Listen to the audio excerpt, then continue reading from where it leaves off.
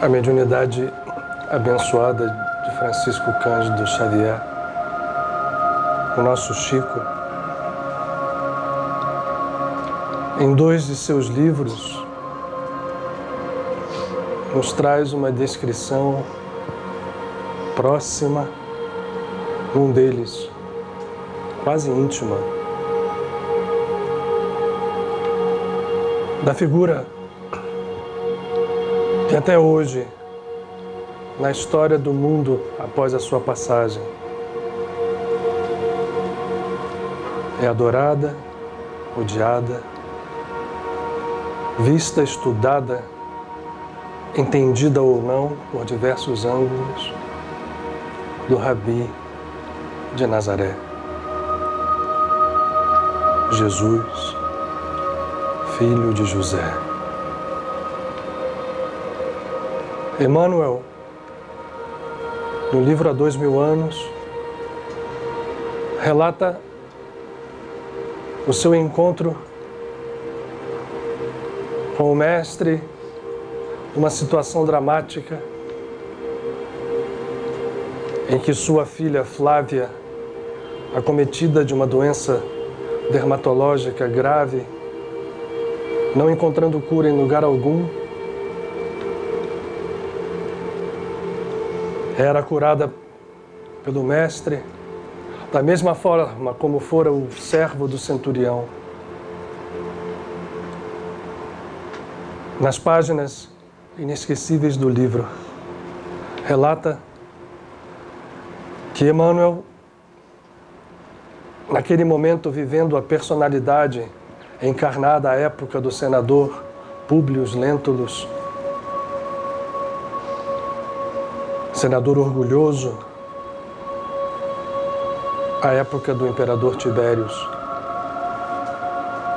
angustiado por ver a filha definhar e definhar, consentir em que o Mestre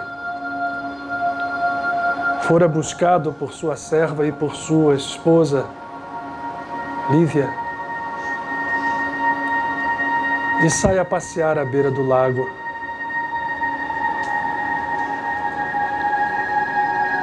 O palco inesquecível de uma missão inesquecível, tanto quanto incompreendida. E ali, como num transe de desdobramento que ele mesmo não sabia explicar, se vê caminhando às margens do lago tranquilo e se aproxima dele o Mestre para lhe dizer que fora melhor que ele o tivesse procurado à luz do dia, às claras, coisa que sua vaidade impedia, mas que pelo amor de sua mulher Lívia, sua filha estava curada.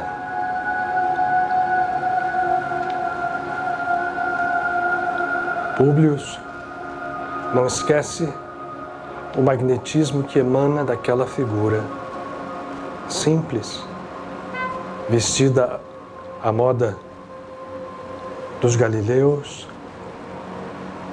mas respeitando a Torá, usando um tali, que lhe falara como se tocasse o coração do fundo da noite dos tempos, expressando um poder oculto,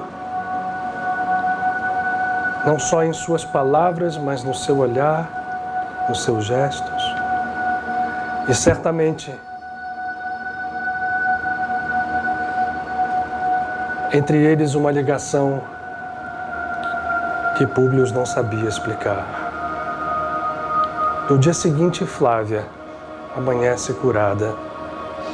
E após um primeiro arroubo de agradecimento e de entendimento que as palavras que ouvira na noite anterior eram ali confirmadas com a filha sã e salva, logo em seguida a vaidade, a força coercitiva que nos prende às ilusões do mundo físico fazem desacreditar e atribuir a cura a outros fatores. Aquele momento fora, para Públio, um momento de divisão de caminhos evolutivos. Escolhendo o descrédito, traçou o seu destino posterior.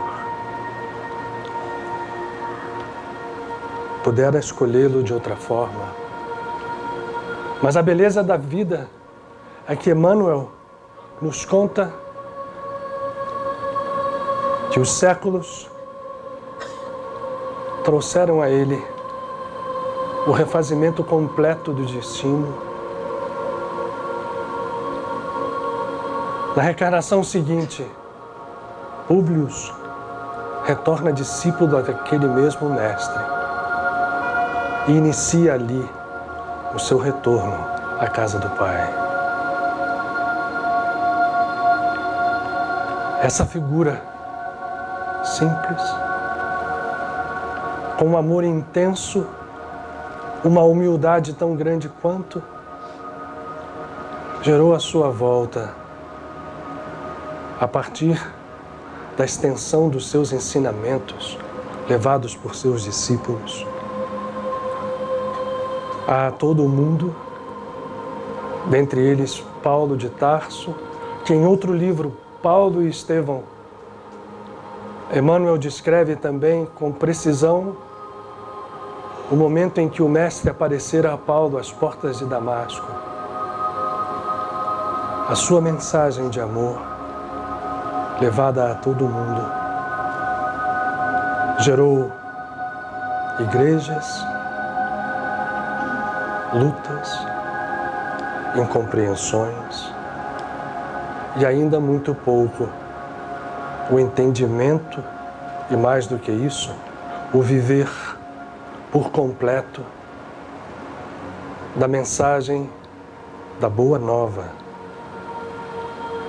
Esse é o significado da palavra Evangelion, o Evangelho, da Boa Nova que o Rabi Galileu trouxera ao mundo.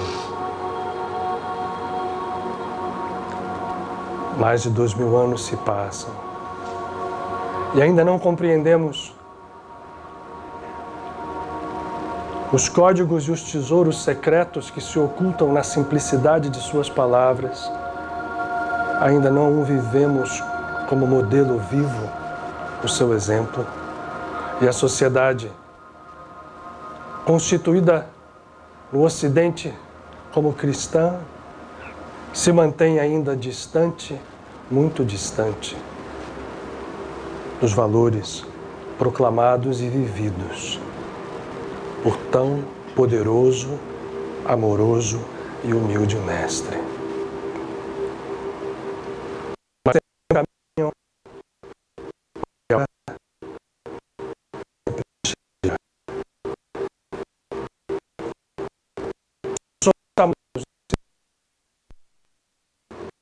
como foi Públio, naquele dia inesquecível, uma decisão, certo que peculiar a cada um de nós, pois cada um de nós possui a sua própria história de vida. Mas uma decisão nos mesmos moldes.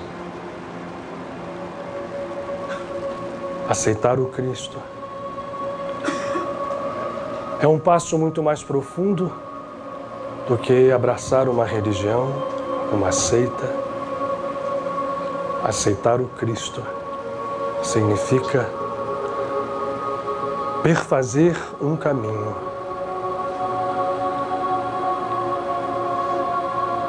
Esse caminho, como diz o epíteto de sua mensagem, é um Evangelion, uma boa nova. E é preciso saber, não apenas interpretá-lo, mas, acima de tudo, entender que é possível vivê-lo e, através da vivência, transformar a si e ao mundo.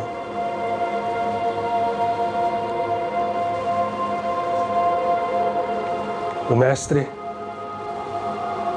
nesses 2000 anos, manteve-se atento, próximo a todos aqueles que o buscassem e que o buscam em verdade e em vida. O seu convite é permanente. Está à nossa disposição. Aqui, agora.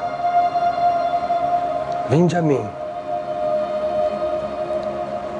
Vinde a mim, vós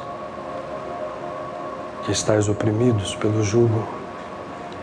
Vinde a mim, crianças, e aqueles que se fazem como tal. Vinde a mim, e eu vos serei alívio. Significados profundos transbordam dessas palavras já por si só tão belas. O convite para viver com plenitude esse significado dentro de si mesmo, enxergando o poder de ser uno com o Pai, está feito. Cabe a nós decidir.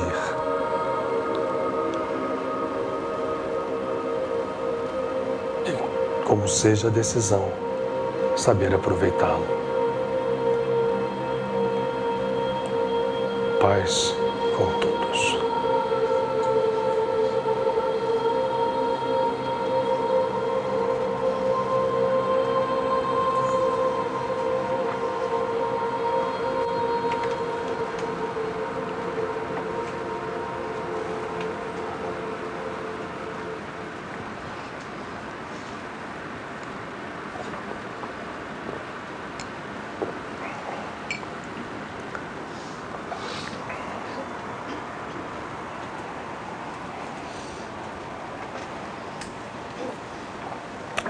Boa noite a todos, sejam todos muito bem-vindos à nossa casa, casa de todos vocês, mais uma vez, para mais um encontro, para mais um trabalho.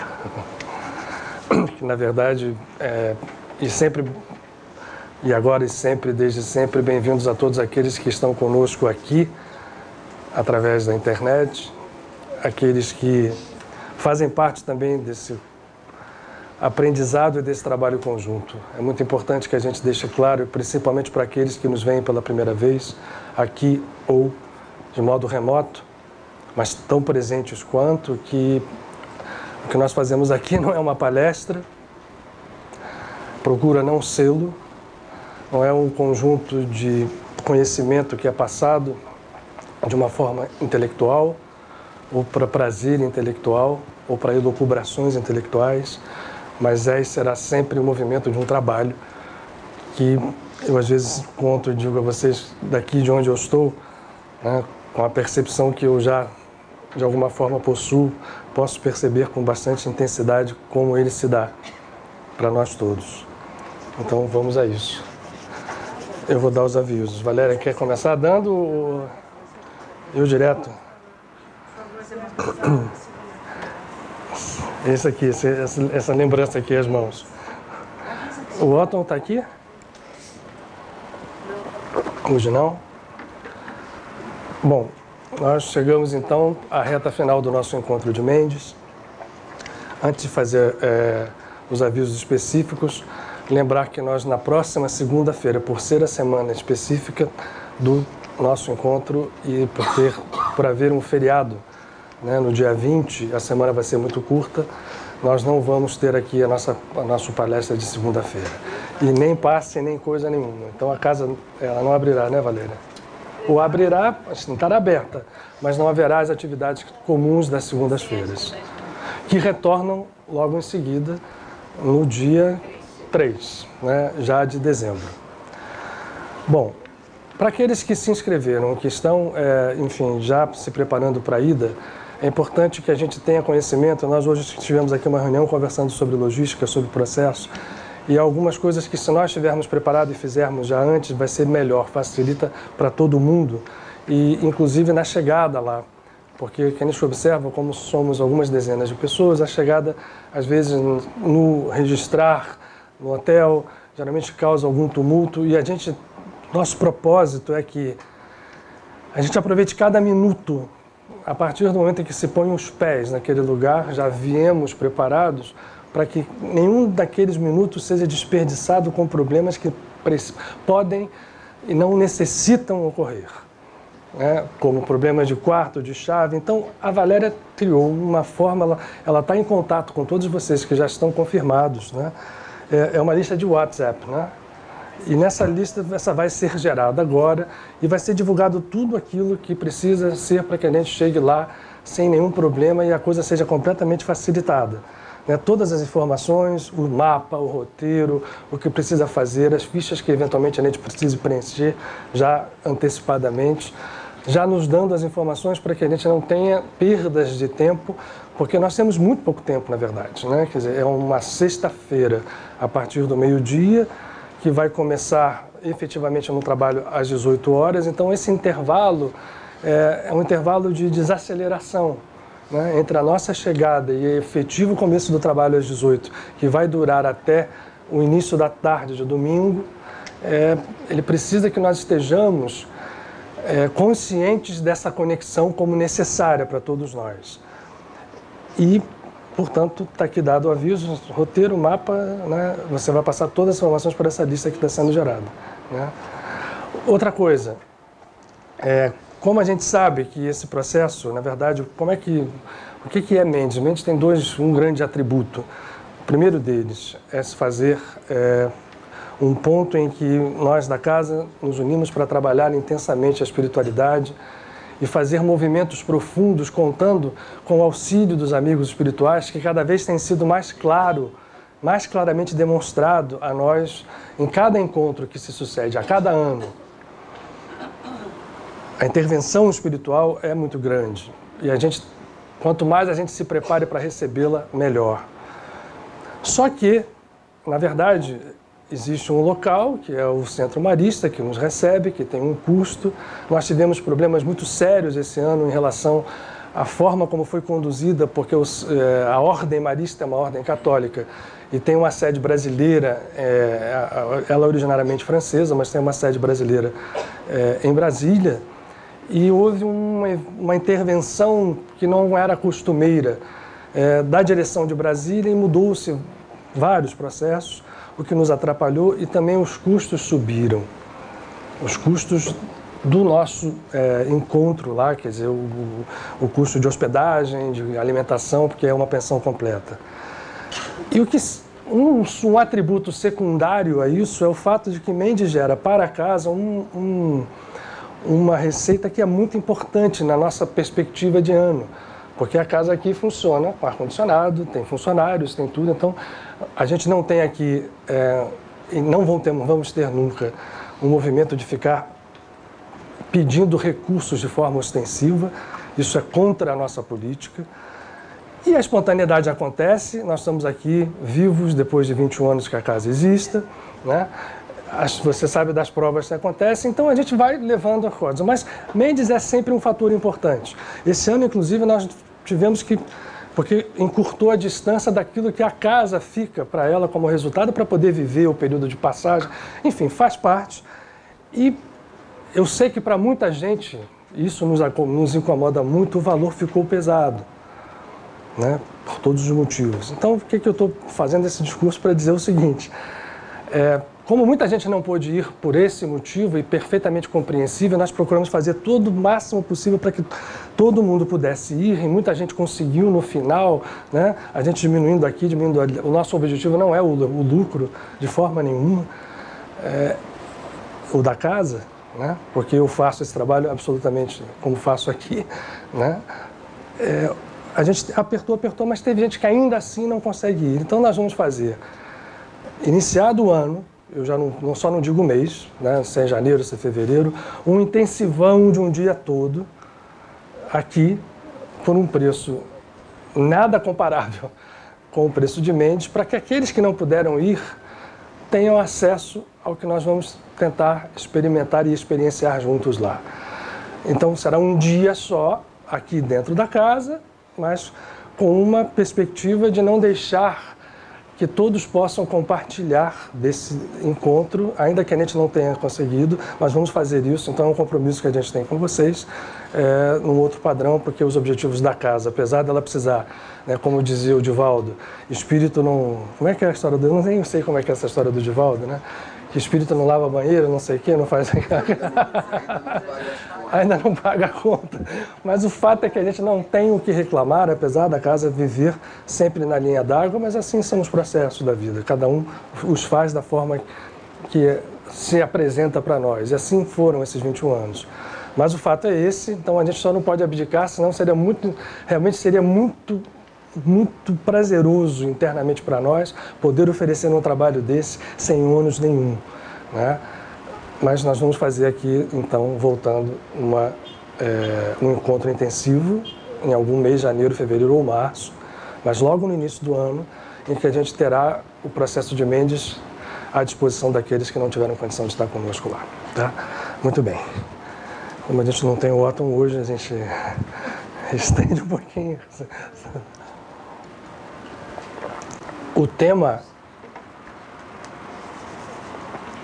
Quem conhece essa figura, esse é um tema que me atrai demais, confesso a vocês. Porque a figura de Jesus, e vocês vão ver que eu não gosto de usar Jesus Cristo. Eu prefiro o primeiro nome. Vamos tentar entender isso juntos aqui. Nada contra, mas faz parte do contexto que a gente quer abordar hoje aqui. A figura de Jesus é apaixonante. E quanto mais se conhece, quanto mais se experimenta, quanto mais se vive, quanto mais se mergulha dentro desse oceano infinito de consciência que é representado por essa figura específica que viveu uma personalidade, chegou a nós através de uma personalidade, né, num determinado espaço da história humana, quanto mais a gente mergulha, mais isso se torna verdade.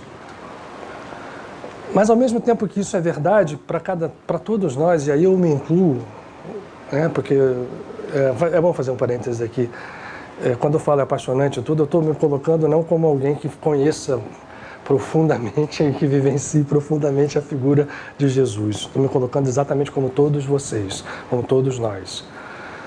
Porque é paradoxal, porque à medida em que a gente percebe e conhece a beleza dessa figura, o paradoxo que nos é apresentado é de que forma essa figura foi tomando formas ao longo da história, por todos os eventos que sucederam a sua própria passagem aqui por 33 anos terrestres. Isso, ao mesmo tempo que é paradoxal, é fascinante, ao mesmo tempo é surpreendente, em todos os sentidos que essa palavra pode tomar,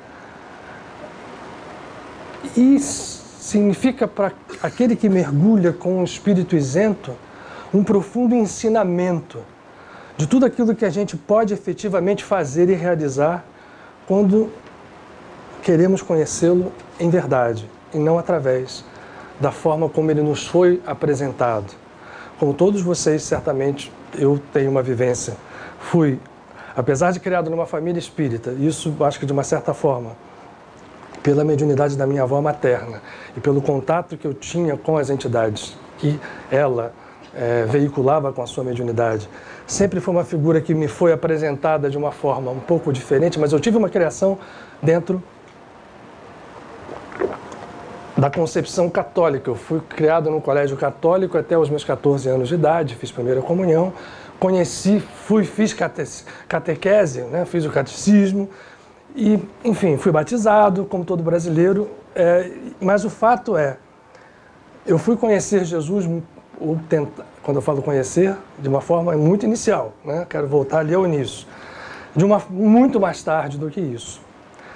Então, essa experiência me vale para poder compartilhar com vocês alguns pontos, para que de repente nós saímos todos daqui com mais, a palavra inglesa que veio aqui, né? Eagerness, ansiedade, vontade de conhecê-lo mais profundamente e de entender o que de segredos tem ali, não apenas como um ser, que é esse que nós vamos começar a nossa conversa. Eu vou pedir desculpas para vocês, mas eu tenho que situar isso num contexto histórico e num contexto de processo histórico do que aconteceu com essa figura, para que a gente possa entender como é possível e como é preciso retirar essas capas, todas elas, sem exceção, para conhecê-lo efetivamente e viver a partir desse conhecimento um outro, eu diria, para viver um outro rumo na nossa vida. Bom, eu vou dizer algumas coisas para vocês que são surpreendentes. Da forma como a figura de Jesus de Nazaré foi tratada a partir da sua passagem pelo mundo, né, e foram, historicamente, nos ditos 33 anos. Depois, o que se conhece dele é algo que é uma distorção exponencial. Seja para que lado? Para o lado daqueles que se dizem seguidores e para o lado daqueles que se dizem detratores ou opositores à sua figura.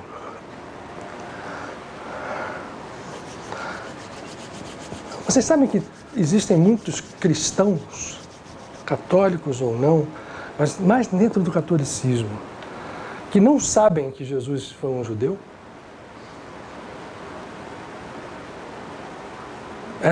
Eu vejo os olhos de vocês, mas, porque claro, todo mundo aqui sabe. E como é que a gente concebe que alguém não saiba? Esses são um dos mistérios que nós temos dentro desse contexto, um deles.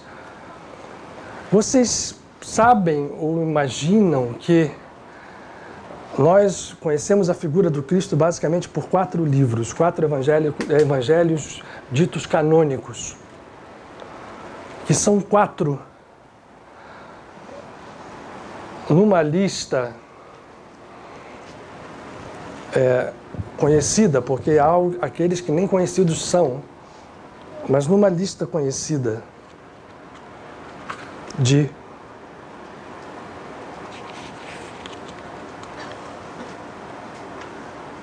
74 evangelhos ou documentos referenciais à sua vida. E por que isso aconteceu? O que levou esse processo histórico a nos apresentar uma figura tão fascinante, e aí uma opinião pessoal e particular minha, de uma forma tão esterilizada? Porque apesar disso tudo, ele é grandioso, e apesar disso tudo se construiu à sua volta uma religião que está aí. E eu digo com muita capacidade de dizer, porque eu não tenho dúvida. Eu que fui criado dentro da visão reencarnacionista, que fui criado dentro do Espiritismo, não tenho dúvida, principalmente depois que eu vim a conhecer o nosso Luiz da Rocha Lima, lá no Frei Luiz, que nossa trajetória dentro da Igreja Católico-Romana é muito grande. Então, não falo contra, falo como alguém que esteve dentro do processo. Principalmente da forma como ele nos foi apresentado por essa estrutura, ainda hoje muito expressiva no mundo, chamada Igreja Cristã Católico-Romana, que tem os seus, como todo homem, os seus defeitos e as suas qualidades. Então deixemos uma premissa também aqui no ar.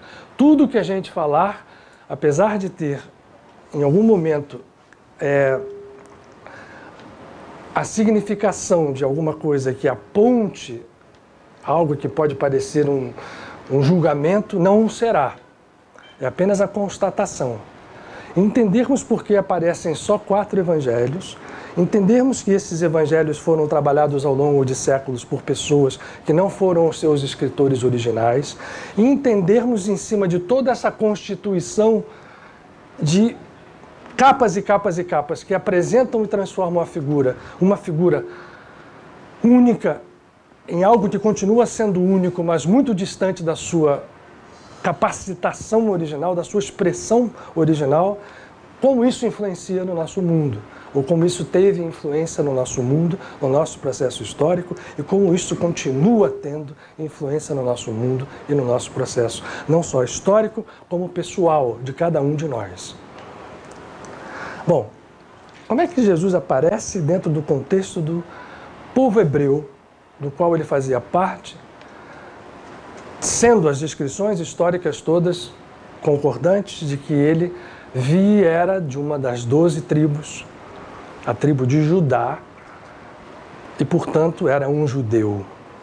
A raiz da palavra judeu está exatamente nos descendentes de um dos filhos do patriarca Yaakov, chamado Judá. Como é que se dera a história do povo hebreu? 2 segundos para a gente poder contextualizar, porque é importante, porque vocês não acreditam, não acreditam no sentido, não é que não acreditem, mas no sentido de surpresa. Se nós formos, mesmo nos chamados 4 evangelhos canônicos, se nós estudarmos isso de uma forma metódica, nós vamos ver aqui citações hebreias de tradição judaica a cada 4 ou 5 linhas. E Jesus jamais falou, apesar de estender a sua percepção de uma forma universal, e foi, talvez não o primeiro, porque também houve, eu vou comentar isso com vocês, outros grandes rabinos à sua volta, no seu período histórico, mas naquele momento aparecia uma tendência universalista do judaísmo, mas apesar disso ele sempre falou e se portou como um judeu espiritualizado, dentro de toda a constituição espiritual com a qual nasceu o judaísmo, a partir da vinda do profeta Abraão. Rememorando, o judaísmo nasce de uma concepção tribal, de um grande patriarca, Abraão, que, saindo da sua terra, se posta no lugar onde nós conhecemos hoje como a Palestina, a terra de Israel, e ali tem seus filhos, tem o seu filho, né? Mas vamos concentrar no seu filho Isaac. Ele tem outros filhos. Isaac vai gerar o patriarca Yaakov. Yaakov vai ter 12 filhos, homens, sobre os quais vem a responsabilidade de serem os formadores das chamadas tribos, as tribos de Israel. Israel é um nome que Jacó recebe depois daquela luta com o anjo. A famosa luta com o anjo, em que ele vence o anjo diz a partir do novo, agora você vai se chamar Israel, que é uma palavra, contudo eu sempre digo aqui, tem vários significados, se a gente começar a falar disso, lá quando chegar a mente a gente não acabou o nosso encontro de hoje. Mas entre eles existe um significado extremamente interessante. Israel significa, entre outros, aquele que luta com um divino. Alguém luta com um divino. É possível, isso faz parte. Jesus vai falar disso lá no seu evangelho.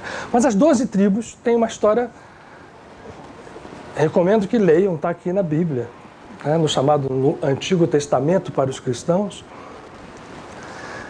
de lutas, de combates, de glória efêmera, na época dos reis Davi e Salomão, e depois de exílio, de destruição, e as 12 tribos se dividem em 2 estados, o estado de norte chamado Israel e o estado do sul, onde ficam 2 tribos apenas, a tribo de Judá e a tribo de Benjamim. A tribo de Judá cresce muito, ela se posta na área de Jerusalém, da capital, porque era da tribo de Judá que vinha o rei Davi. E ali se estabelece. Judá é exilado, volta, se reconstrui. A história é muito intensa, entre idas e vindas, entre atos heróicos e outros atos de exílio, de dor, de sofrimento, até que vai chegando o período dos romanos. Previamente ao período dos romanos, há o domínio dos macedônios gregos, que entram em Jerusalém, a dominam, imprimem várias regras, inclusive uma helenização de certa parte da tradição judaica, helenização trazendo o conhecimento da Grécia que se impõe ali, gerando muitas distorções da visão espiritual. E o templo, que era o centro, desde que Salomão foi rei e constrói o templo como centro espiritual do judaísmo, é reconstituído depois de que... Nós estamos, inclusive, no mês de Sagitário, de Kislev, onde se dá a chamada Festa das Luzes e Hanukkah, quando os judeus conseguem vencer os gregos macedônios, os expulsam, limpam, purificam o templo, vai acontecer o milagre dos 8 dias de uma lâmpada que duraria um dia só.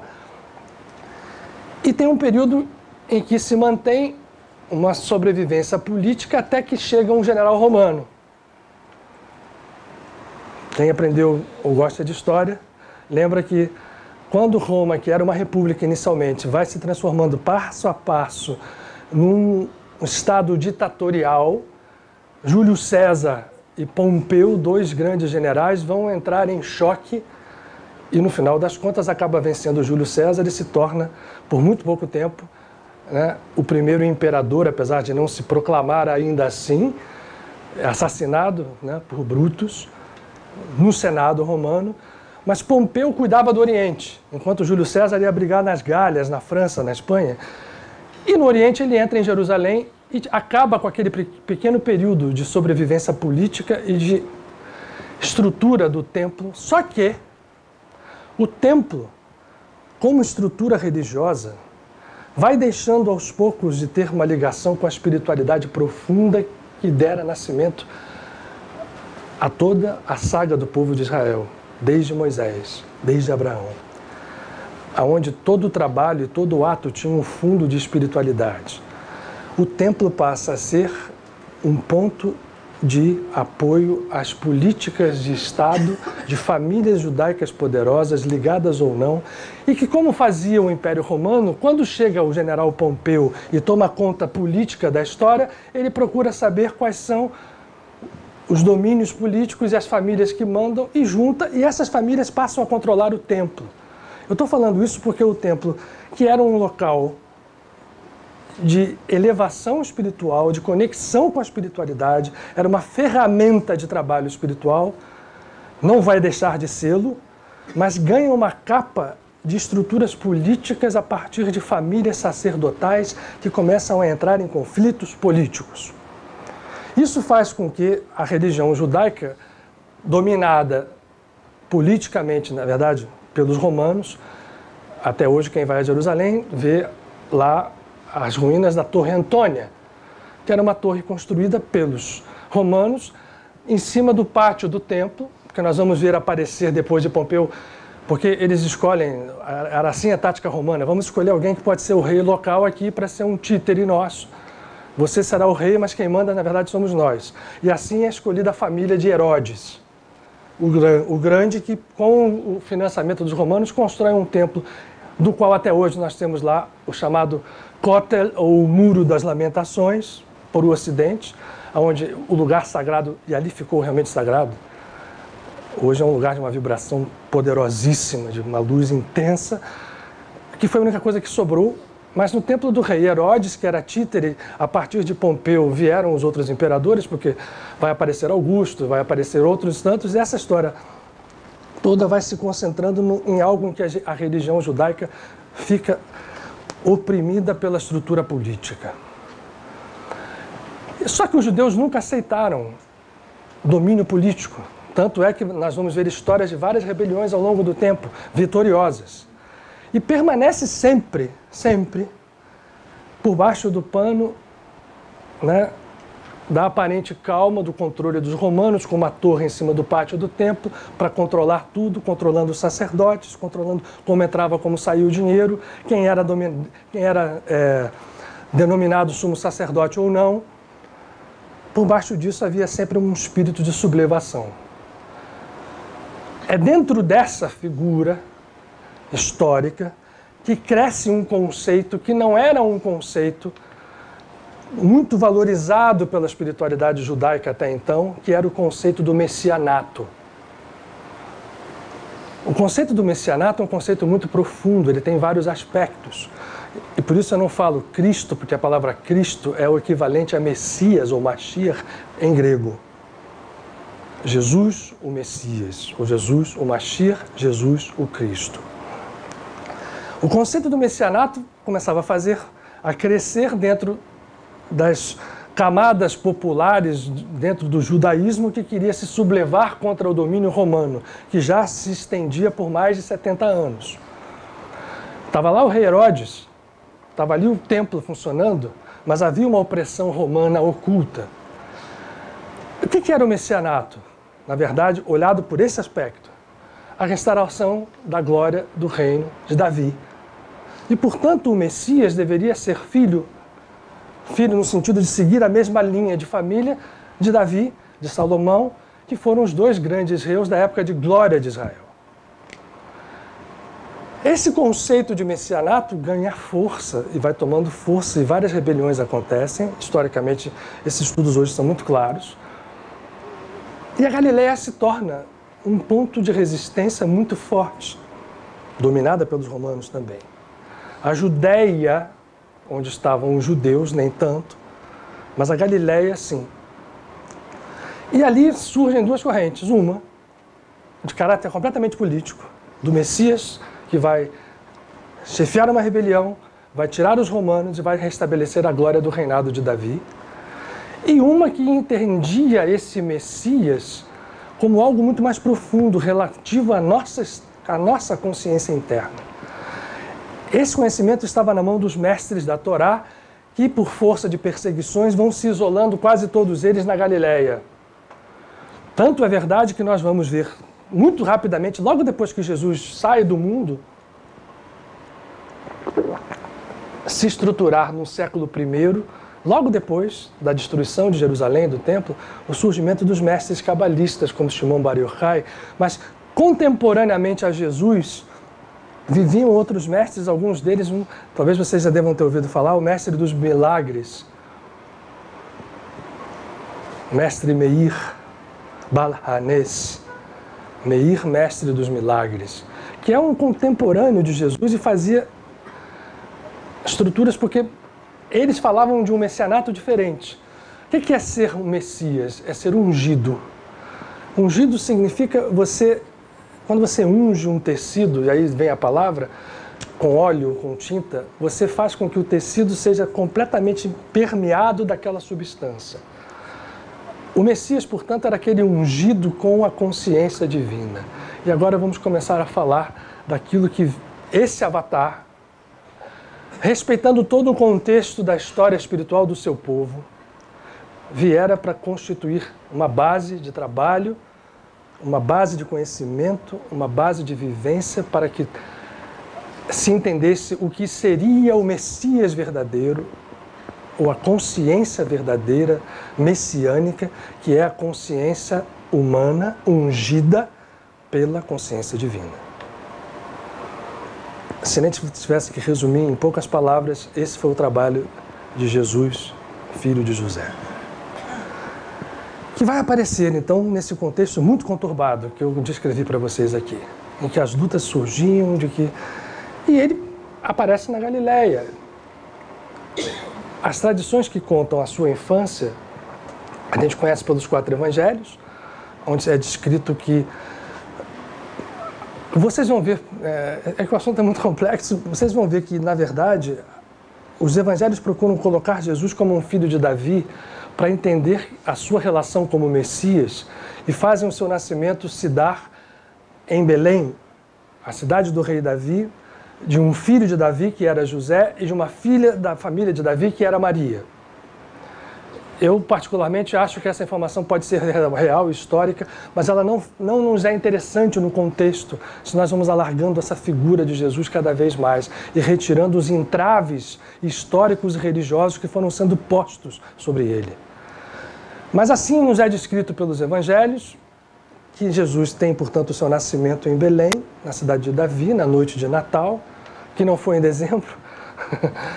A comemoração em dezembro é uma mudança histórica já sob a Igreja Católica Romana, por outros interesses, né? Cada hora que abre uma derivada aqui, tem que centralizar na história, que é o mais importante. E esse nascimento de Jesus acontece ali, e eles voltam para Galileia, ele vai viver na cidade de Nazaré e vai ficar ali até os seus 30 anos. Aí tem todas aquelas tradições que a gente ouve, Jesus foi para a Índia, né? Jesus esteve aqui, esteve ali, esteve lá, esteve acolá. Mas tem uma passagem no Evangelho de Marcos, mais claro no Evangelho de Marcos, mas ela está nos outros evangelhos, e nesses apócrifos aqui, que são ditos os evangelhos que não são aceitos oficialmente pela Igreja Romana, tem histórias, inclusive, da infância de Jesus. Mas o fato é, há um momento em que Jesus volta a Galileia e volta à sua terra natal, a cidade de Nazaré. E chega lá, é descrito nos evangelhos, que ele não consegue fazer milagre nenhum. E é uma frase que permite entender que a gente se localiza em Nazaré e ele deve ter ficado ali realmente muito tempo. Seu pai era um construtor. A palavra carpinteiro em hebraico, a tradução do aramaico é errada. José era uma pessoa que não devia ser um pobretão. E nem era um carpinteiro no sentido de só lidar com madeira, era um construtor. Ele construía habitações para ele e para terceiros. E provavelmente era alguém com uma vida remediada no mínimo. Então a história que depois foi se colocando da pobreza, né, e a pobreza como exaltada, que foi uma decisão política da Igreja Católica, a exaltação desta pobreza que não é verdadeira. Jesus trabalha como um construtor ali por 30 anos. E era uma pessoa normal, deveria ser, porque quando ele chega em Nazaré, já no meio da sua missão, para poder apresentar ao povo de Nazaré a boa nova, um conceito diferente de enxergar a Torá, um passo adiante, que depois vai ser corroborado por muitos outros raves, por muitos outros rabinos à sua volta. Ele, quando chega ali, as pessoas riem dele. Ele não consegue realizar nada porque a pessoa vai ter fé. Eu vou ter fé num sujeito que, se fosse hoje, jogou bola comigo, né, brincou e tal. Esse cara eu conheço, pô, mestre, né, rave. E o Evangelho diz isso. Que as pessoas, por o terem conhecido como uma pessoa comum, não têm nenhuma conexão de fé com ele, portanto os milagres que ele realiza são pouquíssimos. Inclusive querem matá-lo. E ele sai da cidade, e são 3 anos em que ele se localiza na Galileia, mais especificamente na cidade de Cafarnaum, que era uma cidade pequena de pescadores, em que havia ali uma fricção política muito grande e havia a mão romana. Jesus vai começar a sua missão nessa cidade, começando a anunciar essa palavra, boa nova. Eu vim trazer para vocês uma boa nova. E começa as suas pregações e as suas ações, que lá em Cafarnaum, ao contrário de Nazaré, se dão com mais facilidade. No meio daquelas pessoas simples, ele começa a realizar curas. Não só curas efetivas de doenças, a começar por aquelas dos seus próprios discípulos. Ele fica ali na beira do lago, né? Quase todos os seus discípulos eram pescadores que trabalhavam naquele lago e viviam disso. E ele, observando ali, um dia chama Pedro. E ele vai convencer Pedro com um sinal ao dizer que o Pedro volta sem peixe nenhum. E ele diz assim, faz o seguinte, volta ali e joga a rede desse lado estibordo do barco. Vai para aquele ponto do lago. Primeiro ele toma, Pedro era um cara explosivo, como todos os seus discípulos foram, toma logo tá aí parado, né, sentado na beira do lago, mandando eu ir lá pescar. Eu acabei de chegar aqui, olha lá, vê se tem algum peixe. Eu sou pescador, rapaz. Bom, se você não quiser ir, não vai, mas a minha sugestão é essa. Pela sua força magnética, depois a gente vai falar um pouco de quem é Jesus, ao nosso ver. Pedro, como que é levado a obedecer e volta com tanto peixe que não consegue o barco se equilibrar. E chega, quem é você? Você não, você pescou muito peixe agora, vem comigo que eu vou te fazer pescador de gente. E a primeira coisa que ele faz é curar a sogra de Pedro. Pedro e a sogra se davam bem, ou não, mas ele vai e cura a sogra e começa a curar todo mundo, e vai chamando os discípulos, e dizendo que ele vinha anunciar um reino, uma boa nova para um novo reino. Vocês vão imaginar que entre os discípulos que se juntam a ele, se juntam rapidamente, não só os 12, chamados 12 apóstolos, mas outros tantos, inclusive é usado no Evangelho um número de conotação simbólica, porque tudo isto tem conotação simbólica. O número 72. Se vocês olharem que Jesus tinha 12 discípulos, o número 12 é simbólico, e outros 72 discípulos que fazem direta referência a isto daqui que está traçado na Torá, retirado da Torá, que hoje está difundido, né? Era um segredo até há pouco tempo, que são essas tríades tiradas de 3 versículos, que são chamados os 72 nomes de Deus ou sopros de Elohim. Jesus tinha 72 discípulos em um determinado momento. Mas os primeiros ele vai chamando ali do lago. Pescadores como ele, como João, os filhos de Zebedeu, Tiago, seu irmão, Bartolomeu, que é conhecido como Natanael, é dado como o mesmo nome, o nome judaico de Natanael, é um nome que depois foi tornado em grego Bartolomeu. Na verdade, não é nem grego, porque Bartolomeu é um nome misturado grego-judaico. Mas ele, para esse, ele diz assim, quando ele vai conhecer Natanael, fala assim, pois é, eu te vi quando você estava debaixo da árvore, pensando nisso, ele conta lá um segredo. E o Natanael se... Meu Deus, você é o mestre, você é o Messias. Ele fala assim, você está achando isso só porque eu te contei que eu vi debaixo da árvore? Vem comigo que você vai ver muito mais coisas interessantes.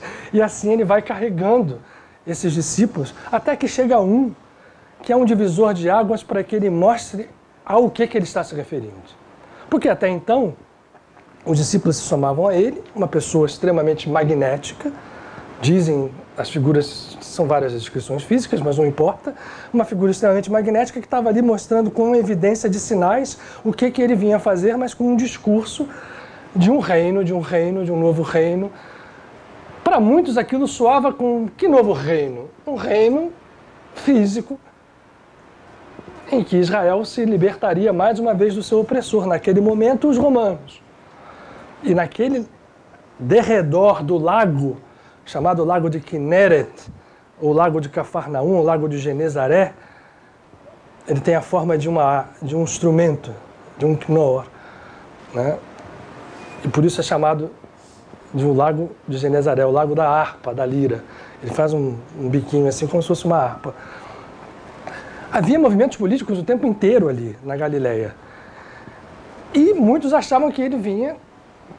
O Messias seria a figura salvadora, uma figura sobre-humana, alguém que pudesse, com o seu poder, formar um exército que pudesse eliminar o poder político romano, de forma imediata.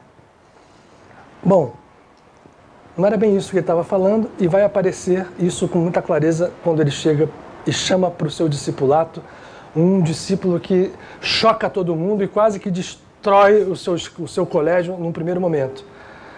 Existia um publicano, judeu. Na verdade, não sei nem de que tribo seria, mas pelo nome fora talvez de uma das tribos já perdidas. Eram 10 que se desfizeram, dos 10 filhos de Jacó, chamava-se Levi. Levi vai ganhar o nome latino grego de Mateus. E ele era um publicano. O que era o publicano? Era um sujeito que, em nome dos romanos, cobrava os impostos, que ficava ali na beira do lago, com um escritóriozinho, ou sei lá o quê, uma bancada, com alguns auxiliares fiscais, provavelmente, que quando saiu o pescador do lago, pode parar, o que você tem de peixe aí, se não tem peixe tem moeda, e cobrava o imposto. Só que naquela época, eu acho que era até mais sincero do que hoje. Não era imposto com viés social, era imposto para os romanos, é imposto de domínio. O dinheiro é meu, não vai voltar para lá. E Pedro, os outros apóstolos, você está maluco? Esse cara é o cara que nos oprime, é o cara que chega aqui e toma o nosso dinheiro todo tempo. Você está chamando esse cara para ser apóstolo, discípulo, tem certeza? Isso deu uma briga. E Jesus vai pegar esses discípulos, vai dizer assim, olha só, eu vim aqui para uma outra coisa. Eu não vim aqui para disputas entre pessoas, para disputa... Eu vim aqui para trazer uma mensagem de fraternidade, de paz, de união, de entendimento. E no Evangelho de Lucas a gente vai ver que é nesse momento que ele conta a parábola do filho pródigo. Ele vai a um jantar na casa de Levi, nesse jantar convivendo com pessoas aparentemente divorciadas daquela realidade. Ele chega lá e chama Levi para ser seu discípulo e mostra por que razão. Começa a surgir a doutrina do amor incondicional, começa a surgir a doutrina do amor aos seus inimigos, começa a surgir a doutrina que vai dar origem, doutrina não gosto nem desse nome, mas ao Sermão da Montanha, que é uma tábua de iniciação onde ele faz prevalecer as pessoas como pacificadores e coração puro, e vai mostrando quem ele é. Gente, essa história, dentro do seu próprio caminho de discipulato, vai gerando confusões que a gente vê aqui. Não precisa a gente ler em nenhum outro lugar.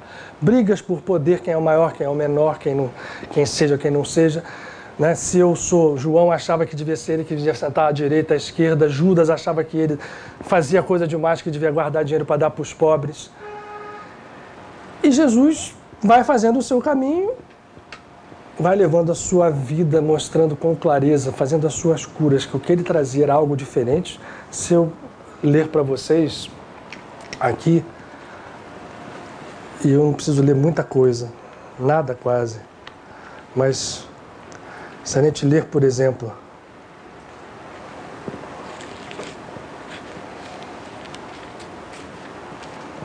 não julgueis e não sereis julgados. Pois como julgardes os outros, sereis também julgados vós, e a medida com que medirdes será usada para medir-vos. Porque olhas o cisco no olho do teu irmão e não vês a trave no teu?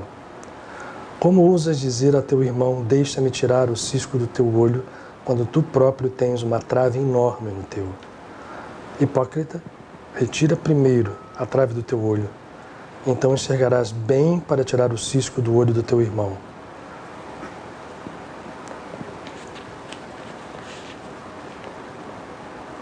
Nem todo aquele que diz Senhor, Senhor, entrará no reino, mas quem fizer a vontade, quem estiver unido com o meu Pai.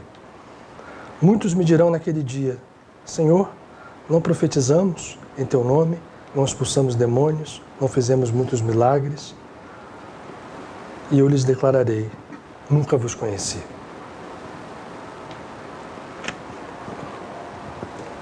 Ele vai deixando essa mensagem, vai se aproximando de Jerusalém, vai tendo contato com o templo, e o templo, como eu disse a vocês, e foi por isso que eu frisei essa história, estava estruturado de uma forma absolutamente política, em que a Torá era cumprida apenas nas suas superficialidades, e para isso era exigido dos fiéis gastos enormes para poder comprar pombo, touro, tudo para fazer sacrifícios. E Jesus vai de frente contra isso, mostrando que ele não viera de modo nenhum para romper a lei, a Torá. Ele diz isso. Ai de quem é tirar um tio da lei, um sinal. Ele entendia perfeitamente a estrutura matemática, vamos dizer assim, da Torá com a sua estrutura hebraica. Ai de quem tirar um tio da lei, eu não vim fazer isso, porque a lei se resume em duas frases. Amai ao próximo como a ti mesmo. E não façais aquele que é teu próximo aquilo que não querias que te fosse feito. Nisto está resumida a lei e os profetas. E nós vamos ver vários rabinos contemporâneos de Jesus repetirem isto. Nós temos João Batista, que nunca foi cristão, era um primo relativo de Jesus, mas teve a sua missão em completo paralelo, teve inclusive discípulos próprios que iam a Jesus perguntar, você é o Messias, você não é?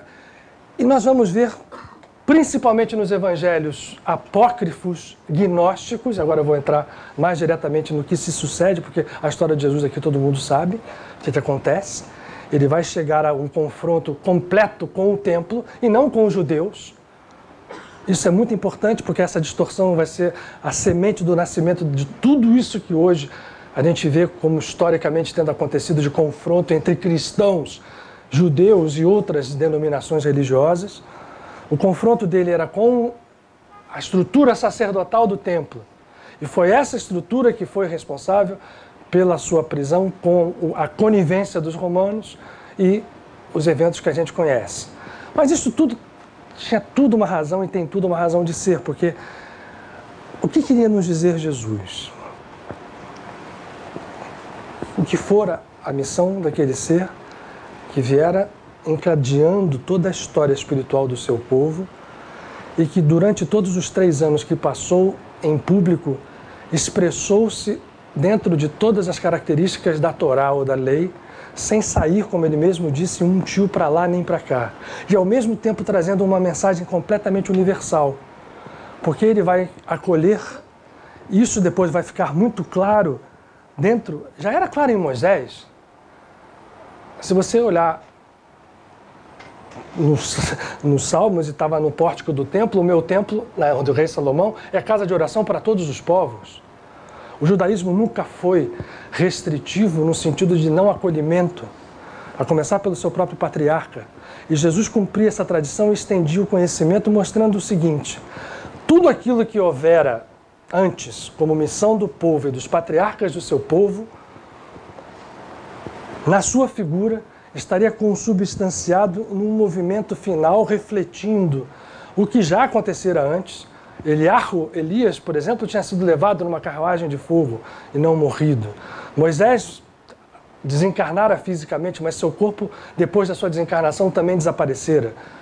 Jesus faz um movimento claro, mostrando que a morte física não era, tampouco, não só o final, nunca fora, o final da vida, mas que era algo que poderia ser facilmente superado por alguém que expressasse agora sim a palavra com plenitude o que ele viera viver, a consciência messiânica.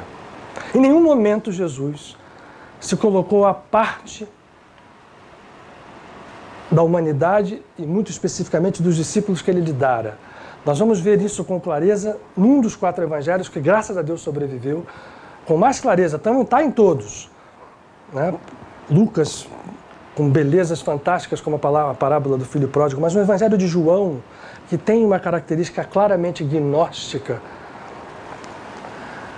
é mostrado que Jesus declarava que a sua natureza divina era a mesma natureza divina de todos os seres que habitam o planeta. E que ele não voltaria fisicamente, como é esperado por muitas religiões, mas que seria um retorno de uma consciência, na verdade, um retorno, porque esta consciência jamais fora perdida, em cada um dos habitantes do planeta em algum momento. Tudo que ele fizer ao longo dos 3 anos, o seu movimento de entregar o seu corpo a uma execução de caráter romano, de pior grau, que era a crucifixão, né? No judaísmo não se matava, judeu era morto por apedrejamento. Ele vai à crucifixão para mostrar que, no pior grau, se poderia entender que a consciência preservada ressuscitaria e zomba da morte física. O retomar o seu estado, e aí se era corpo físico, se não era, são discussões que não nos interessam agora, como outras não nos interessam. Ao retomar a vida e aparecer para os seus apóstolos em toda a plenitude, levando-os a Galileia, materializado, completamente materializado, ele chancela tudo aquilo que ele dissera.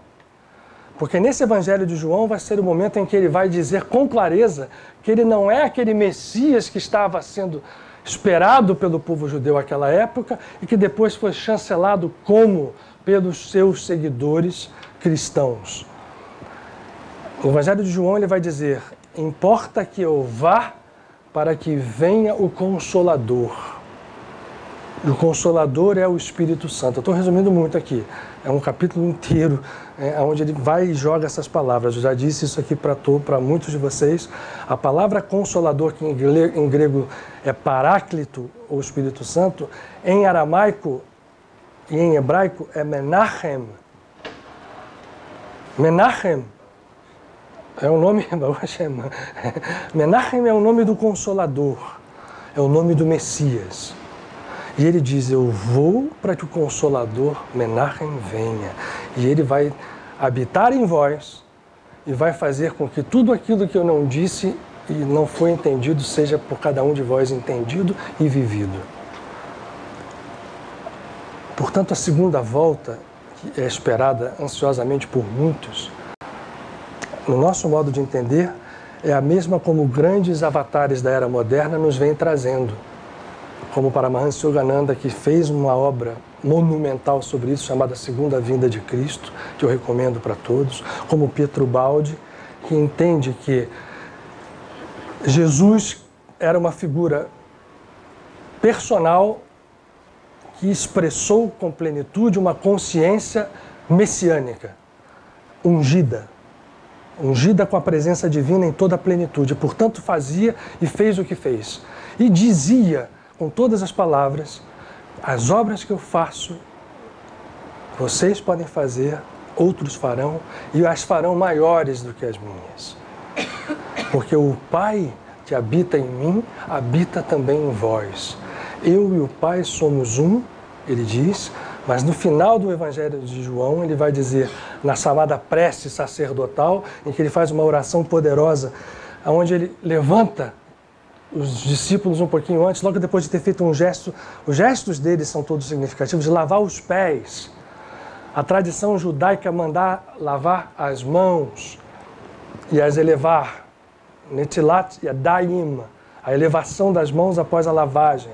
Jesus vai aos pés e mostra que também ali uma consciência crítica precisava trabalhar. Tudo na sua passagem é simbólico, tudo nos referencia a um estado que está dormindo dentro de nós e que precisa ser desperto, como foi desperto nele. Enquanto não acontece isso, nós não somos capazes de entender e de praticar o que está escrito aqui.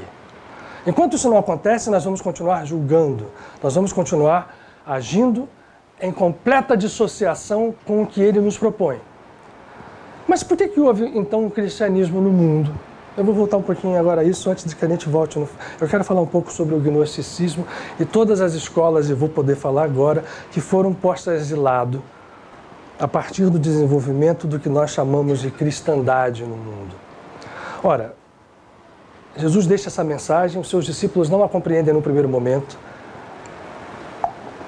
Vão ter uma abertura de chakras intensa, no que é chamada na noite de Shavuot, ou do Pentecostes, que é onde eles recebem em Jerusalém uma entrada que é chamada descida do Espírito Santo, de uma consciência adicional dada a eles, quase como de presente, para que eles pudessem acordar e sair fazendo aquilo que deveriam fazer. A primeira igreja que se constitui em Jerusalém, ela se constitui de uma forma já com conflitos entre aqueles que entendiam que Jesus viera para os judeus e era o Messias, e para aqueles que entendiam que Jesus viera para o mundo e que os judeus vieram para o mundo, que era diferente.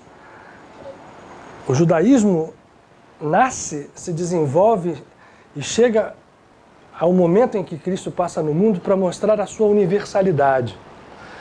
Esse conflito vai gerando uma opção de coisas. Aparecem outros discípulos, aparece Paulo de Tarso, que era um fariseu, que no primeiro momento persegue, depois entra dentro da igreja e tinha uma cultura grega por trás.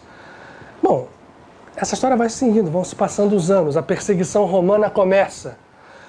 Que cabe notar, não perseguia só aos cristãos, os judeus também eram perseguidos pelos romanos.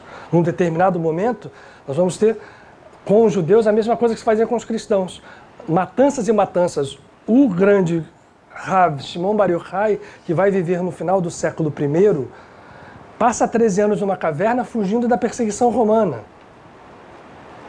E assim outros. Então a perseguição ao cristianismo começa por aí, ela não é exclusiva. Os romanos eram, bipolares. Havia horas que estava tudo bem, estava tranquilo, né? Aqui está tudo certo, estou comandando, está tudo dominado, e de repente não. E aí vinha toda aquela avalanche de violência que passou a caracterizar a psique romana, depois que o sonho da república é desfeito. E aí, aos poucos, o cristianismo, ou os discípulos de Jesus que vinham trazendo a ideia do amor incondicional, do amor como forma de expressão da divindade, mais evidente do que já se fazia na Torá, acabando com a lei do olho por olho, dente por dente, está dito por Jesus, ou vós ou os antigos diziam olho por olho, dente por dente, eu porém vos digo, amai os vossos inimigos, perdoai aqueles que vos ofendem e que vos atacam. Sede pacificadores. E os cristãos foram chegando, chegaram a Roma. E há um momento crucial, no ano 60, quando o imperador era Nero, em que Paulo de Tarso, que já era um apóstolo que havia fundado várias comunidades cristãs na Ásia, chega a Roma e vai encontrar com Pedro. Eu vou contar a história para vocês, mas o fato é que esse processo que já os separara por visões diferentes que eles tinham, já ali, de como deveria ser feita e vivida a mensagem do Cristo. Já naquele primeiro momento, Pedro pensava de um jeito e Paulo de outro. Em Roma eles vão se encontrar, vão se harmonizar e logo depois, logo um pouco tempo depois, começa a grande perseguição de Nero, que vai levar ao sacrifício dos dois. Saídos de cena os primeiros discípulos diretos, começam a chegar os outros discípulos e começam a se ter interpretações diversas da mensagem. Em cada cidade dessas havia uma comunidade, uma igreja. A palavra igreja significa isso, eclésia, lugar de reunião. É o mesmo significado da palavra sinagoga, onde se reúne.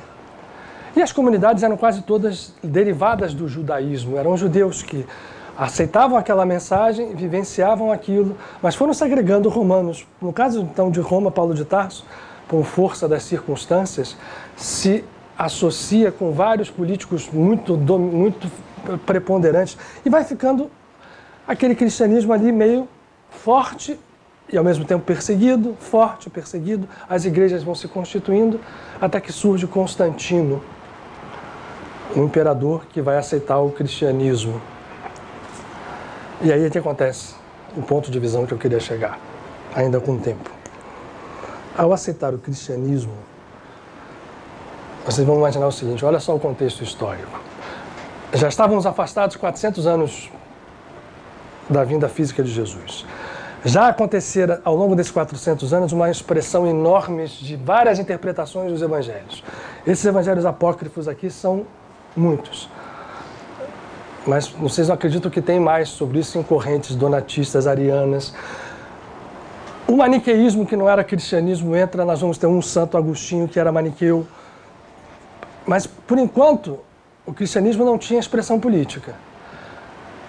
E os padres, ou a religião romana, que era a religião original grega e que em Roma fora, já em Roma, convertida a uma religião extremamente política, com sacerdotes extremamente poderosos, com templos extremamente ricos, de repente chega um cara lá e fala assim, agora acabou.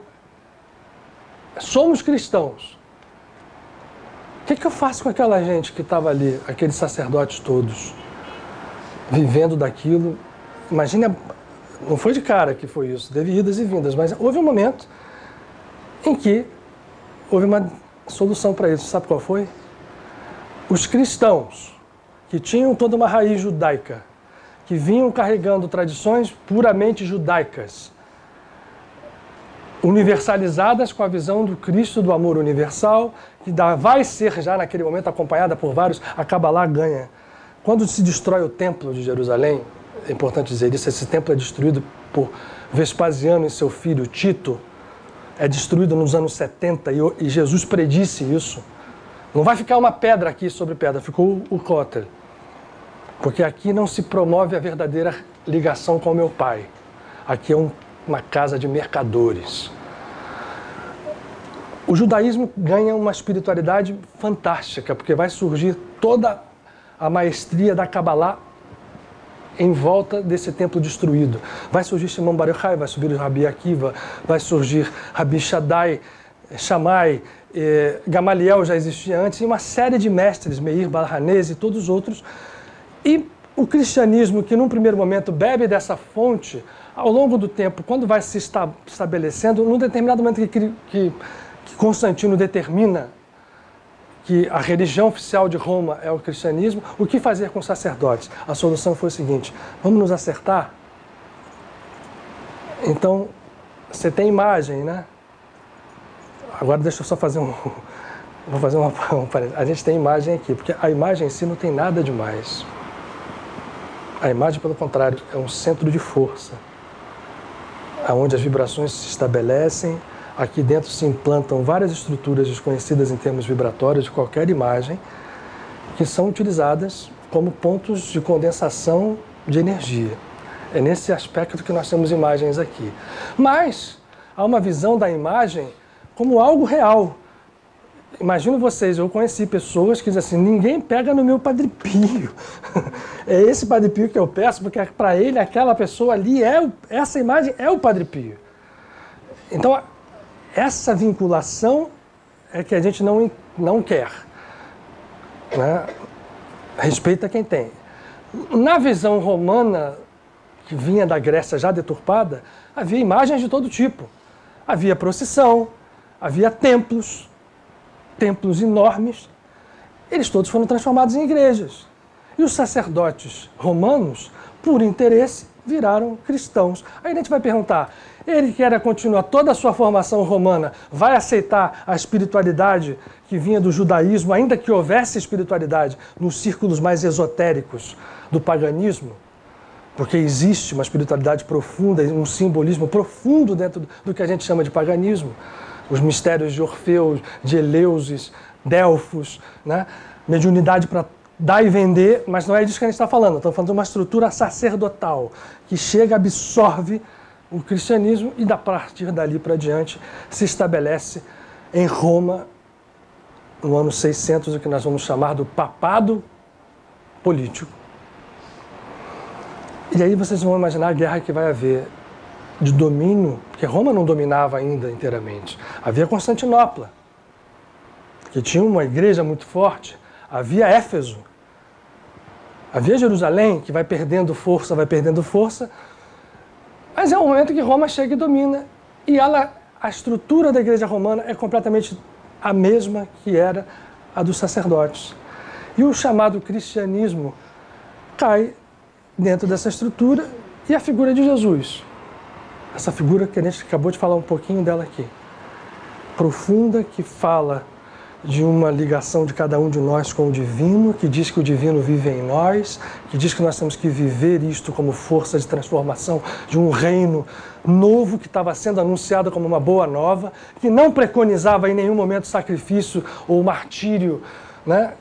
Começa a ser completamente manipulada para que, primeiro, se colocasse no meio entre o fiel e a divindade um sacerdote. E aí começam a surgir todas as regras que vão gerar a igreja que nós vamos conhecer, que vai ganhando poder no Ocidente, poder político, e que vai ter na Idade Média o seu auge de poder político. E a figura de Jesus é simplesmente transformada numa imagem, numa cruz ou não. Aliás, as imagens em cruz só vão aparecer mais tardiamente, porque no primeiro momento não era esse o foco da cristandade, o foco era na ressurreição. Mas quando entra em função a política dentro da igreja, o foco é na morte, para que os fiéis pudessem se submeter a martírios e a vidas martirizadas, para que o poder ficasse concentrado de perdoar pecados. Se você privilegia o pecado e dá poder a alguém para perdoá-lo, tudo está feito. Você precisa ser pobre porque só pode ser... Então tudo que está dito no Evangelho passa a ser contradito na estrutura que se forma a partir da força que é ganha pela Igreja Romana. Nada no mundo não tem remédio, tudo tem. As escolhas são múltiplas e não estão certas ou erradas. Elas existem e, portanto, assim são. A partir de tudo aquilo, as forças espirituais agiram. Apareceram reformadores dentro do cristianismo.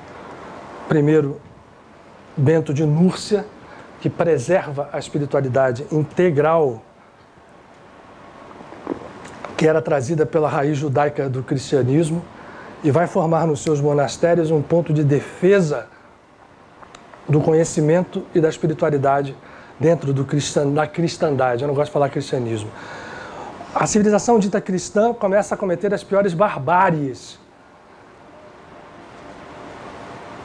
que vão se redundar no final nas cruzadas, que vão aparecer logo no ano 900, a partir do ano 900 até 1300, com cruzadas inclusive dentro da Europa, quando a heresia cátara é destruída, uma cruzada brutal que mata mais de quase 1 milhão de pessoas, determinada pelo Papa, que foi o Papa que aceitou Francisco de Assis como fundador de uma ordem. Olha o paradoxo da história.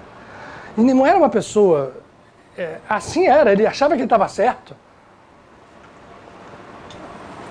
A Igreja Católica ganha uma força absurda, a Inquisição se estabelece, todo mundo sabe as histórias, mas a espiritualidade vai resistindo em paralelo, dentro de outras estruturas espirituais, No Oriente ela está sempre mantida lá, apesar dos problemas que também existem no Vedantismo, mas a figura do Cristo vai ficando cada vez mais posta como uma imagem fria num altar, distante. Ele é proclamado o único Filho de Deus. Os outros, que somos nós, não somos tanto assim. E depois é proclamado o próprio Deus. Vai aparecer Martinho Lutero como uma explosão dentro da igreja que gera o que nós chamamos das correntes reformadas ou protestantes, que, como tudo, né? Se o ego está em jogo, se o ego está ali dominando, vai ter distorção. Então nós vamos encontrar as distorções que acontecem dentro da estrutura evangélica. O que nos interessa aqui, depois dessa conversa toda, nos minutos que nos faltam, é a gente entender que poder tem o Cristo, tirada de sobre ele todas as capas que a gente aqui tentou aludir rapidamente. Que figura é essa? Primeiro, não é uma figura que está posta como um Deus, ou o único Filho, ou o único que ressuscitou, porque os outros têm que esperar debaixo da terra até um dia que a ressurreição dos mortos se dê, para que... Imagine a confusão que seria, né? Do lado da gente aqui, essa assembleia teria um romano, um sujeito, todo mundo ressuscitando ao mesmo tempo, cada um falando. Então, todas essas incongruências foram muito utilizadas como estruturas de poder. Só que a espiritualidade é tão grande que mesmo dentro de uma igreja tocada pelo ego, e quando eu falo isso, eu não quero falar só da igreja católica. A gente fala, inclusive, naquelas estruturas que vieram para o espiritismo, por exemplo. Quando o ego humano está presente, ele vai dar um jeito de se posicionar para dominar. Então essas estruturas relacionadas ao ego, elas vão replicar sempre aquilo que o ego quer. O que é? Se beneficiar ele mesmo do processo, dominando os outros. Essa é a origem do mal. O mal é só isso. O domínio, se acreditar dono da verdade, a figura do Cristo, ela vai sobressair com muita intensidade quando a gente consegue tirar essas capas. Não é só ler o Evangelho, é entender por que nós não o praticamos. O que nos impede de praticar o Evangelho como está posto ali? O que faz com que uma sociedade se diga cristã e pessoas se aleguem cristãs que não pratiquem nem um centésimo do que está dito ou vivido pelo próprio Cristo? Não é um desentendimento no sentido de a gente estar julgando, mas é uma percepção do estado evolutivo do planeta. Isso inclui a todos nós. A figura do Cristo e de tudo aquilo que ele trouxe e que ele teve a clareza espiritual de dizer, não sou o primeiro a dizer isso. Outros disseram e outros virão. O que eu quero dizer é que nós todos somos filhos de um mesmo Criador e que temos dentro de nós a semente e a estrutura desse Criador. Isto é possível, quando entendido, de desfazer toda a dor e o sofrimento que a sociedade e o planeta inteira vivem. Logicamente que os movimentos todos que foram feitos para tentar fazer com que isso fosse verdade absoluta são movimentos ainda pontuais.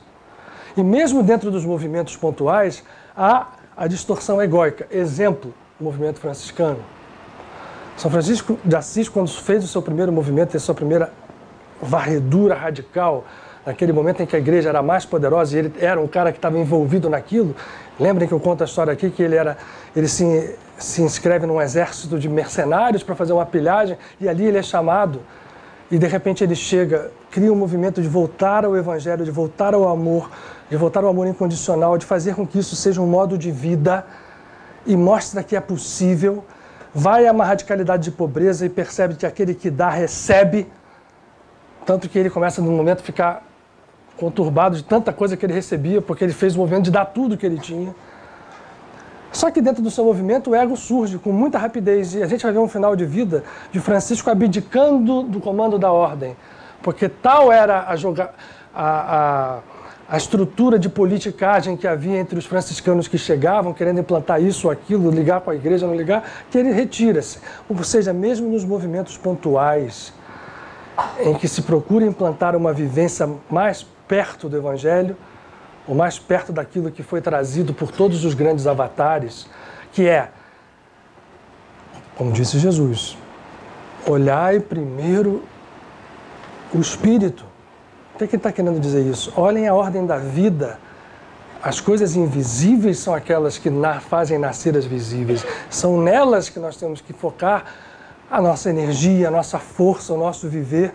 E a partir daí trazer tudo para o campo físico, realizando inclusive milagres. O que ele dizia era isso. Quando ele faz a multiplicação dos pães, que ele pega 5 pães e 2 peixes e multiplica para 4.000 pessoas, ele diz, eu fiz algo aqui que não é nada mais do que entender de onde vem a fonte de tudo. Materializada naqueles pães e naqueles peixes que ele multiplica, estava caracterizada que a força verdadeira era invisível e se tornava visível quando a gente dá passagem a ela, quando a gente é ungido pela presença divina. Esse é o nosso grande trabalho. Só que as civilizações ainda não entenderam isso. Continuamos não entendendo. Vamos entender um dia. Ao meu ver, estamos muito perto desse dia. Tudo que acontece hoje no mundo é fruto desse processo de parto espiritual, que vai dar origem a uma nova civilização, certamente. Às vezes partos se dão com dor. Não obrigatoriamente deveria ser assim, mas é assim pela nossa própria, agora eu vou usar uma palavra mais pesada, mas ela é usada à larga em todos os escritos, pela nossa própria iniquidade.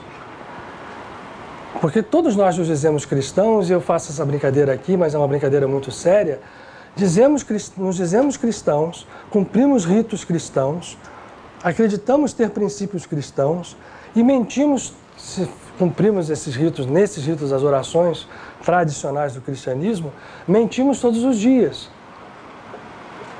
Quando oramos o Pai Nosso, né? Quando a gente fala Pai Nosso, que estás nos céus, santificado seja o teu nome, venha a nós o teu reino, seja feita a tua vontade, assim na terra como no céu. O pão nosso de cada dia tu nos dás hoje. Perdoa-nos as dívidas ou as ofensas, como nós perdoamos aos nossos ofensores ou devedores. Né? Quem é que faz isso? Alguns fazem, claro. Quando eu falo quem é, porque eu estou me incluindo aqui.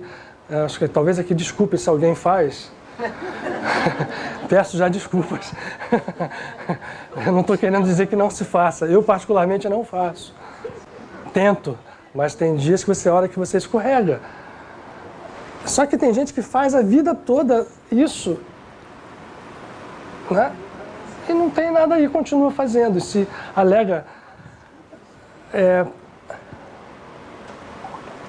Foi por isso que Jesus, quando se referenciava ao seu povo, ele fazia uma contrapartida com os samaritanos, que eram execrados pelos seus irmãos judeus. Mas ele dizia, bom usar em todos os lugares. Aqueles que acreditam, aqueles que não acreditam, no samaritano, no judeu, no romano. Qualquer um pode ser. Ele cura a filha de um centurião, apenas se valendo da fé. Era um centurião romano, que chega para ele dizendo que o seu servo, a filha não, o servo, estava doente, e ele, ao ouvir, o que você quer? Ele assim, senhor, meu servo está doente. Ele assim, ok, vamos lá. Ele assim, não precisa, basta uma palavra sua. E ele diz assim, não vi fé igual a essa em Israel. Pode ir, que o seu servo está curado. E realmente assim estava. E ao mesmo tempo que ele fazia isso, ele dizia, eu não faço por mim, não sou eu quem faz, não é o meu ego, é o Pai. Mas ele habita em mim, eu enxerguei, vocês precisam enxergar. Não só enxergar, como fazer valer. Na hora que fizerem valer, vão fazer a mesma coisa, vou repetir isso, ou maiores. Como a gente não faz ainda, significa que a gente ainda não chegou. Então a gente está em caminho, cada um de nós, mas é outra coisa também.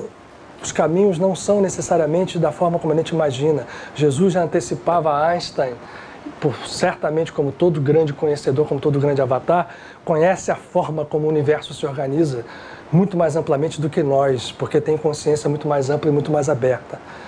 Mas para nós a linearidade ainda é uma lei, o passo a passo ainda é uma lei. Jesus refuta isto em vários momentos, ao mostrar que saltos podem acontecer. Hoje está na moda o tal do salto quântico, que pouca gente conhece e nem sabe o que é, né? Mas saltos podem acontecer. Saltos tais como, vou dar 2 exemplos para vocês. Um, daqueles trabalhadores da 10ª hora. Quando a parábola que ele conta, havia uma vinha e vem um senhor e vai recrutando trabalhadores, chega o primeiro, chega o segundo, na primeira hora, na terça, na nona. Na 10ª hora tem um pessoal sentado, ele diz, vem cá, vocês estão fazendo o que aí? Não, ninguém deu trabalho. Quer trabalhar? Vambora, trabalha. Eles trabalham 1 hora. Aí vai ser a paga. Eu vou dar 3 exemplos, a gente já tem um tempinho ali, deixa eu fazer uma mensagem. Vou pagar, tá aqui, X para você, X. Aí o cara da primeira falou, peraí. Eu trabalhei 11 horas, esse cara trabalhou 1. Por que você está pagando o mesmo para ele? Aí, só tem mais, essa é uma das respostas que eu acho mais interessante, onde ele, talvez perdendo a paciência, quem é que manda aqui? Eu prometi quanto para você? X. Estou te pagando menos? Não. Estou dando o que eu prometi? Estou. Mas eu quero dar para ele o mesmo que eu estou dando para você. E daí? Essa é uma.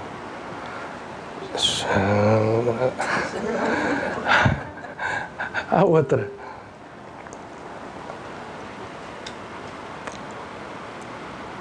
O senhor sai e vai deixar os seus mordomos para cuidar dos seus interesses.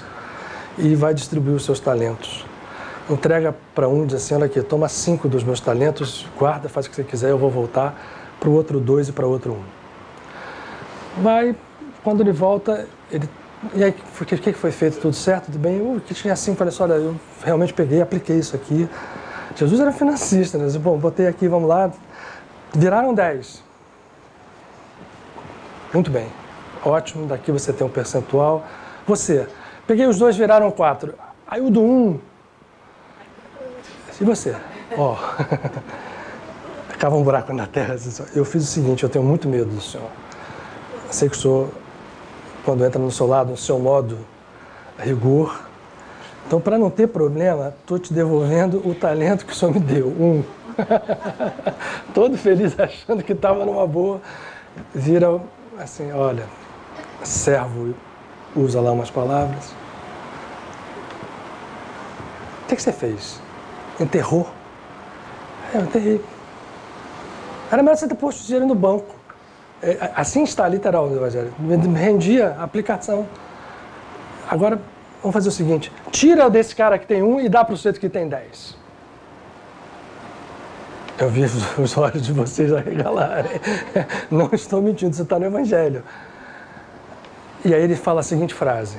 Aí onde está o oculto código nessa história. Aquele que tem, muito será dado. E ao que não tem, mesmo aquilo que pensa que tem, lhe será tirado. Decodificando essa história, os talentos não são símbolos apenas, mas não são riquezas materiais. 10 é um número cabalístico que mostra as 10 expressões da divindade que criam o mundo. Então, o que fez de 5, 10... se conectou com o divino, ganhou a verdadeira riqueza que é estar com o poder divino expresso dentro de você. O de 2 deu 4 e tudo bem. O de 1, que tinha aquele talento, que acreditava que tudo era mundo, que tudo era físico, que tudo só se restringe às coisas que nós fazemos nos outros atos físicos, enterra. Ou seja, confia em esconder na terra ou no mundo físico uma força que tem caráter espiritual. E achando isso, quando o simbolismo é, devolve aquilo, sem ter feito nada com aquilo. Esse é o grande simbolismo dessa história. Mas é, ao mesmo tempo, um simbolismo desafiador, porque mostra os critérios que nós acreditamos, e por isso ele fala que a justiça divina, quando a gente entende justiça como algo que decide como está a coisa rolando é muito diversa da justiça humana. E, portanto, aquele que tem 1 vai devolver para o que tem 10 e você vai voltar para a lei do karma, é assim que é dito. Esses aqui saíram. A última, na hora da cruz.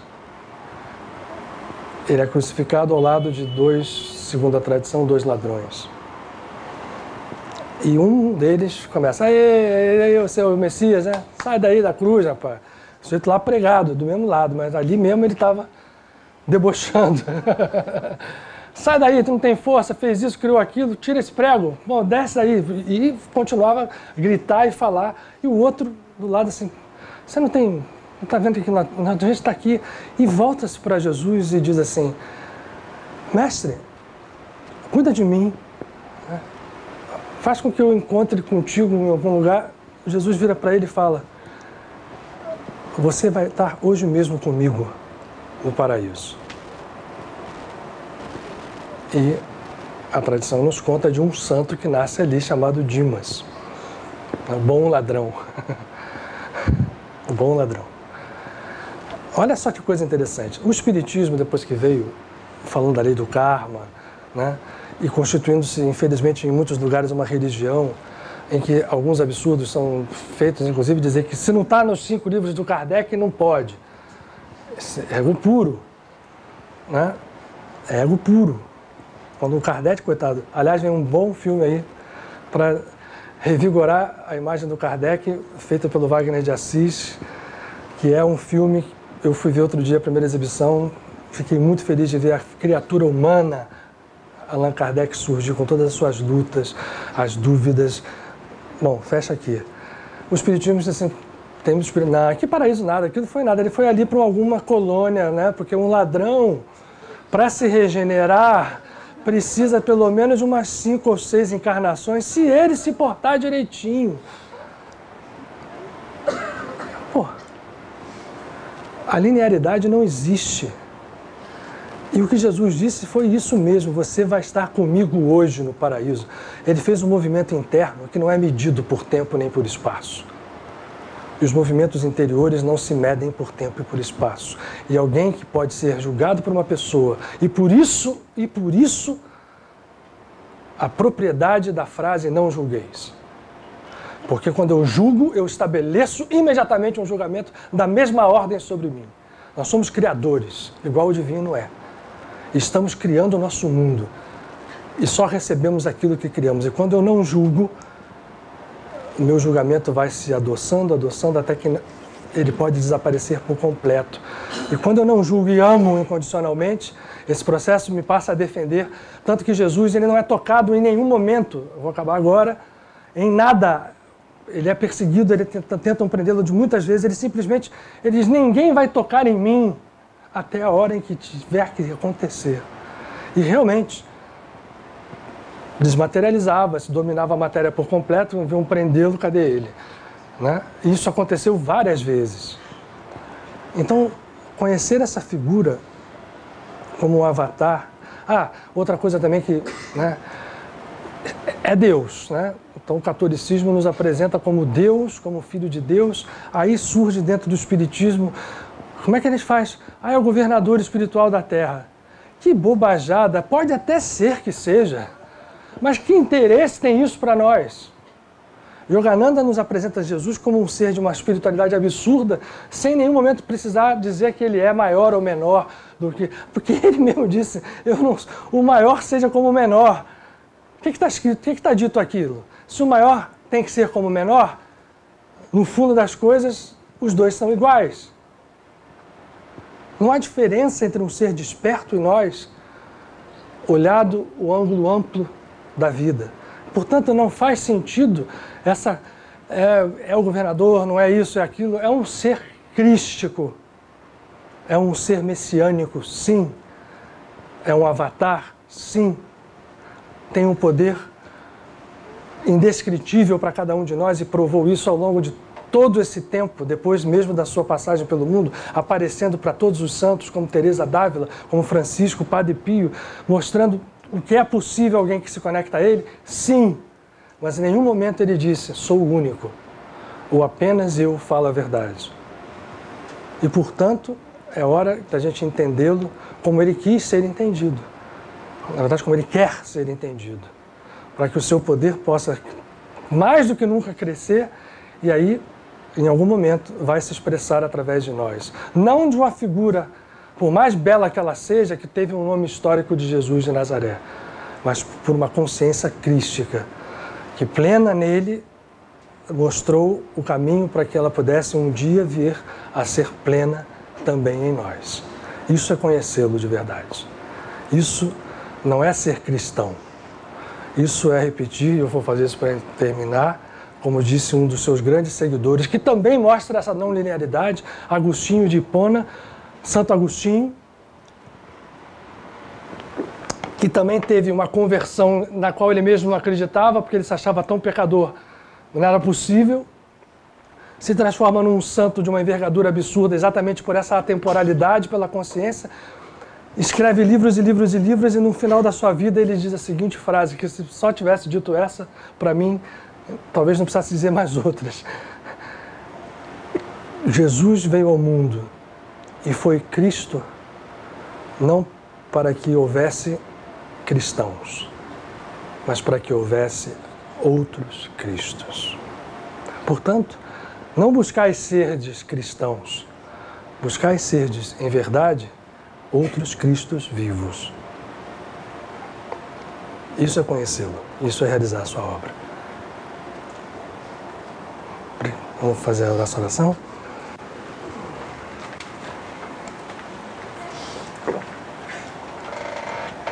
Rapidinho, tá, gente? Eu já sei que eu passei ali, ó. Desculpa, mas é uma figura tão apaixonante.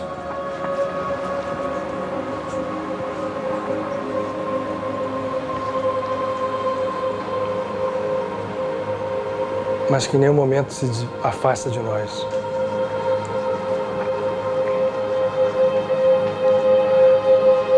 Isso é verdade, tanto que numa das suas passagens nesses evangelhos conhecidos, ele diz: eu, quando tive fome, não me deste de comer, quando tive sede, não me deste de beber, quando eu estava recluso, não me visitastes, quando doente estava, não viestes me ver ou me curar. E aqueles que falavam Senhor, Senhor, mas quando? Como? Toda vez que um irmão passou por uma situação e não fizestes isso com amor verdadeiro, não com hipocrisia, não com trombetas à sua frente, mas com o coração, não fizestes a mim.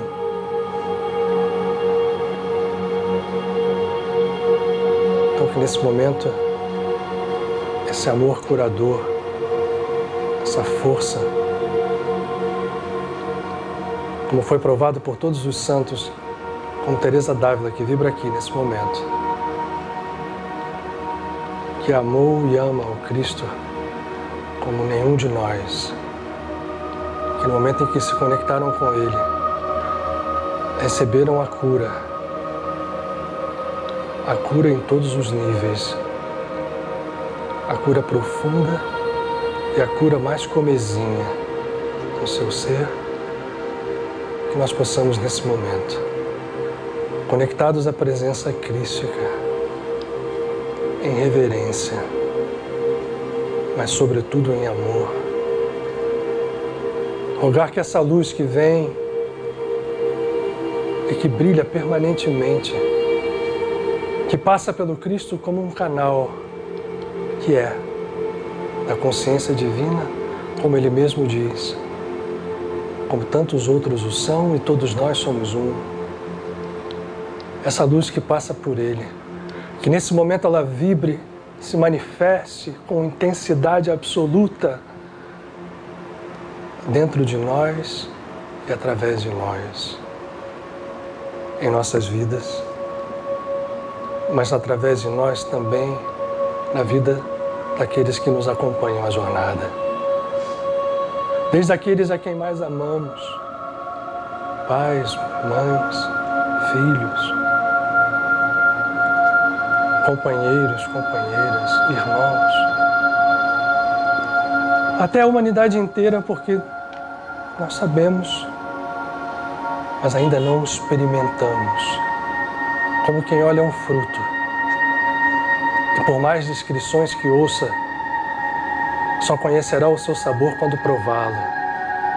Nós sabemos, mas queremos experimentar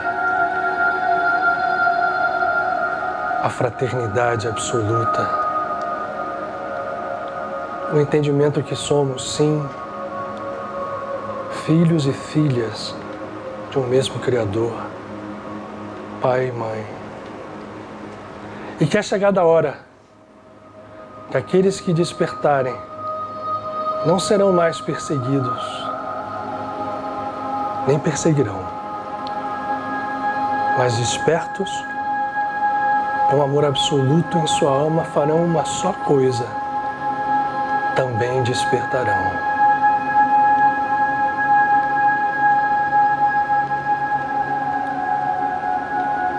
Que os seus anjos, e cada um de nós é um em potência, espalhem a sua cura e a sua vida, a transformação desse planeta azul, num azul celestial, onde o céu e a terra se unem sob a tua vontade e a tua harmonia. Que teus anjos, em teu nome, entre eles Jesus de Nazaré, realizem em nós esse despertar. E que as palavras morram para que o silêncio nasça. E com ele a luz viva.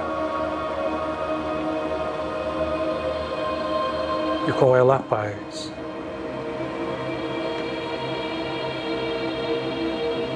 E o amor que jamais a abandona e é seu companheiro fiel e inseparável.